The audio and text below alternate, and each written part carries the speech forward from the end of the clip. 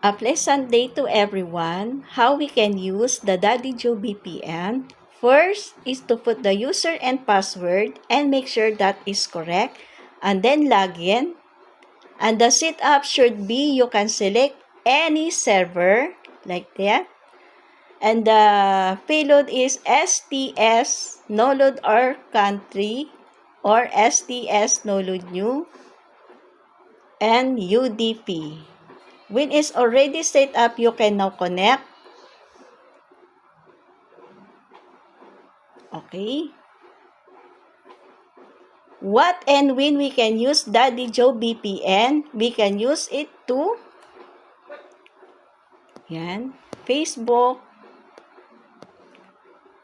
You can use also watching videos. Okay. Or watch YouTube.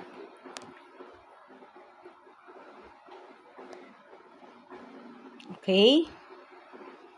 And many, many more. Okay. Okay. Thank you for watching, everyone.